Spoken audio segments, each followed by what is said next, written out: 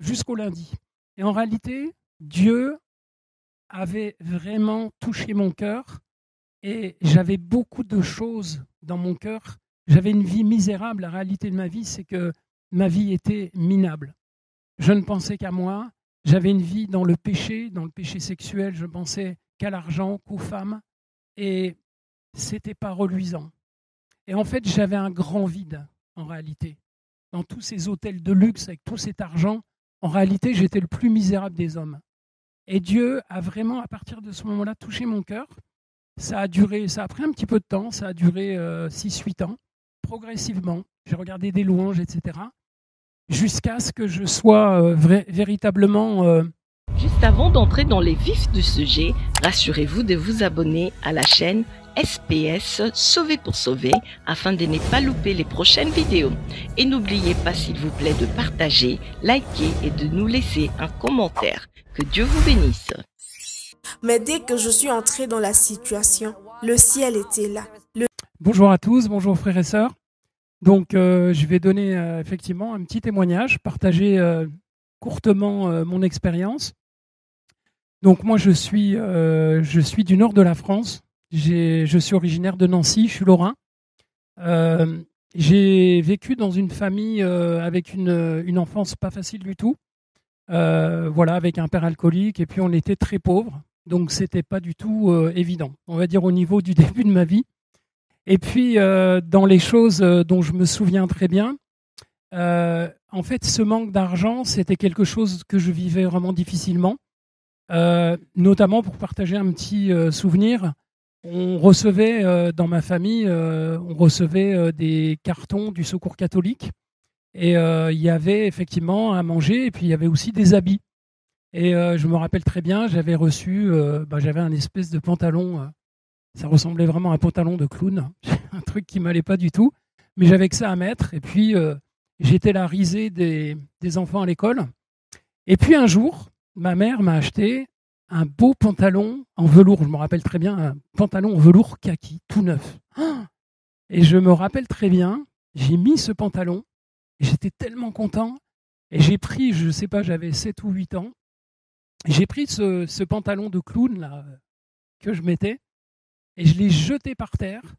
Et ce qui m'avait marqué, c'est que j'étais tout jeune, mais j'avais une sacrée détermination et je me suis dit, jamais ça, jamais plus. Donc voilà, c'était le souvenir que j'avais. Et puis, j'ai en fait lutté pour me construire une situation. Parce que j'avais vraiment trop mal vécu tout ça. Donc, j'ai commencé à faire des études. Personne dans ma famille n'avait jamais fait d'études, personne n'avait le bac. Et j'ai effectivement tellement mal souffert, tellement mal vécu cette période que j'ai commencé à étudier. Donc, j'ai eu le bac, je me suis construit, j'ai passé une école d'ingénieur. C'est pas pour me mettre en avant, mais j'étais déterminé en fait à y arriver et à me sortir de là. Et du coup, j'ai fait une carrière dans l'aéronautique. J'ai changé de travail 6 ou 7 fois. J'ai travaillé pour des sociétés étrangères et j'ai vraiment réussi à me construire une situation. À un moment donné, dans ma vie, j'étais directeur commercial Europe d'une société américaine. Donc, je voyageais beaucoup. J'avais un salaire mensuel à 5 chiffres. Et si vous voulez, je me rappelle très bien, je me disais, ça y est, t'as pris ta revanche, t'y es arrivé. Et je me rappelle notamment une chose, c'est que j'étais en week-end à Biarritz un jour, et je me promenais dans les rues, il y avait des magasins, et il y avait des choses à vendre. Donc il y avait des décos et tout. Et je me disais, mais t'as une puissance de feu extraordinaire. Tu peux faire ce que tu veux. Et je me sentais invincible. Je voyageais dans les plus beaux hôtels. Je me rappelle une fois être allé en séminaire à Singapour. Je me suis retrouvé à Singapour, il y a un truc qui est incroyable, il y a un gratte-ciel. Et au sommet du gratte-ciel, il y a une piscine. Une piscine à débordement qui fait 200 mètres de long, un truc de fou. Et j'étais là en haut de ce gratte-ciel et je me disais, rien ne peut t'arriver, t'es arrivé, tout va bien pour toi, ça y est.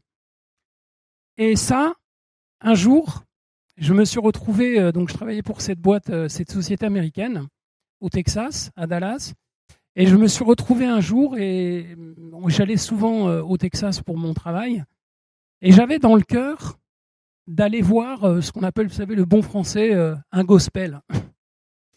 C'est vrai que j'avais pas beaucoup de relations avec Dieu, j'en avais même pas du tout. Simplement dans ma vie, quand j'avais des moments difficiles, je prenais des fois la Bible, que je prenais instinctivement, je me couchais plus tôt, et quand je passais une période difficile, je lisais quelques passages de la Bible. C'était ce que j'avais dans le cœur.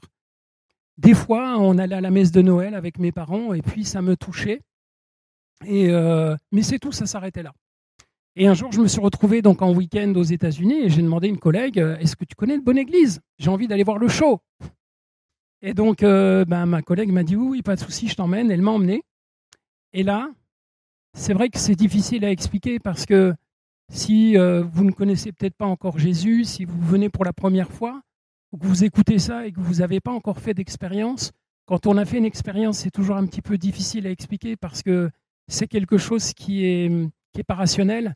Mais donc, je me suis retrouvé dans cette église, et il y a vraiment quelque chose qui s'est passé. J'ai senti l'amour des gens. J'étais dans une grande église, il y avait 20 000 personnes, c'était fou. J'ai vu les louanges sur les grands écrans, j'ai vu les gens chanter, s'embrasser. J'ai senti cet amour, en fait, que je n'avais pas moi dans le cœur. Parce que moi, je pensais qu'à moi, ma carrière, mon argent, etc. Et vraiment, Dieu a vraiment touché mon cœur. Et j'ai pleuré. Alors moi, je suis un peu Madeleine sur les bords, je ne sais pas certains d'entre vous, mais là, je vous assure que j'ai pleuré, mais c'était incroyable, c'était des fontaines. Et j'ai pleuré pendant toute la durée du culte. Et Dieu avait bien fait les choses, parce que le soir, j'étais invité chez un couple d'amis dans la société dans laquelle je travaillais, et ils étaient chrétiens, comme par hasard. Et en fait, juste après ce culte, qui était le samedi après-midi, je suis sorti vers 6-7 heures, je suis allé directement chez eux, et c'était incroyable comme Dieu a conduit les choses, puisque la femme a commencé à prendre sa guitare, à chanter des louanges. Et j'avais passé 2 heures à pleurer à l'église, j'ai passé toute la soirée à pleurer, c'était incroyable. Le lendemain matin, c'était dimanche, je vous assure, je me lève, je pleure. J'ai pleuré toute la journée, jusqu'au lundi. Et en réalité, Dieu avait vraiment touché mon cœur, et j'avais beaucoup de choses dans mon cœur. J'avais une vie misérable. La réalité de ma vie, c'est que ma vie était minable. Je ne pensais qu'à moi. J'avais une vie dans le péché sexuel. Je pensais qu'à l'argent, qu'aux femmes. Et c'était pas reluisant. Et en fait, j'avais un grand vide, en réalité. Dans tous ces hôtels de luxe, avec tout cet argent, en réalité, j'étais le plus misérable des hommes. Et Dieu a vraiment, à partir de ce moment-là, touché mon cœur. Ça a pris un petit peu de temps, ça a duré 6-8 ans, progressivement. J'ai regardé des louanges, etc. Jusqu'à ce que je sois véritablement, je décide d'avancer, de me faire baptiser. Et Dieu est allé progressivement avec moi. Et donc, il a vraiment transformé ma vie. Il a fait quelque chose d'incroyable. C'est-à-dire que certaines choses que j'avais dans mon ancienne vie, je ne suis plus capable de les faire.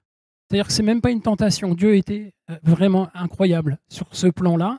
Il m'a lavé de toutes ces choses. Et donc, qu'est-ce que ça a changé dans ma vie? En fait, déjà, j'étais quelqu'un d'extrêmement anxieux à la base quand je ne connaissais pas le Seigneur. Je me faisais du souci pour tout. Pourquoi? Parce qu'en fait, je pensais que tout reposait sur moi, tout simplement. Et Dieu m'a vraiment changé là-dessus. C'est-à-dire qu'aujourd'hui, je sais que Dieu est vivant. Je sais que Dieu m'aime. Et je sais que Dieu, il me protège. Et que si j'ai des choses qui semblent difficiles, des adversités, je sais qu'au final, il va utiliser ça à mon avantage. Ça, c'est la première chose. La deuxième chose, c'est que le Seigneur m'a donné une famille. Des frères et des sœurs. On n'est pas parfait, je vous rassure, moi le bon premier. On est tous différents, on a tous nos caractères. Mais on sait que on se tient la main parce qu'on va dans la même direction. Et ce n'est pas un vain mot de dire qu'effectivement on est frères et sœurs, parce que j'ai pu aussi le vérifier dans notre Église, on est là les uns pour les autres, avec nos imperfections, avec les erreurs qu'on peut faire les uns avec les autres. Mais ça, c'est quelque chose qui a vraiment transformé ma vie. Alors, je voudrais dire simplement en conclusion, j'étais un petit peu plus long, mais ça va. C'est que je ne sais pas qui tu es, je ne sais pas si tu viens pour la première fois, si tu connais le Seigneur ou pas, mais ce dont je peux témoigner, c'est qu'il n'y a rien qui peut nous remplir. Il n'y a aucun argent, aucun hôtel de luxe, aucune maison, aucune voiture. Il n'y a rien qui peut nous remplir comme Jésus peut nous remplir. Vous pouvez partir 500 fois en voyage, aller dans les plus beaux hôtels du monde. Vous allez vous lasser, ça ne va jamais vous remplir. L'amour de Dieu, à partir du moment où Dieu m'a fait la grâce de toucher mon cœur, de déverser son amour dans mon cœur, c'est quelque chose d'incroyable. Je vous le souhaite à tout le monde. Et effectivement, si vous avez une vie dans laquelle ça ne va pas pour vous, parce que peut-être vous êtes dans certaines addictions, peut-être l'alcool, peut-être d'autres addictions, des choses qui ne vont pas dans votre vie, vous avez des souffrances. Mais la seule chose, c'est que Dieu, il a toujours été là, devant vous, avec ses bras grands ouverts, et il attend juste que vous fassiez un pas vers lui. Et lui, il va vous prendre dans ses bras, il va vous transformer, et il va changer votre vie. Qui que vous soyez, Dieu ne fait pas de différence. C'est tout ce que je vous souhaite, et que Dieu vous bénisse.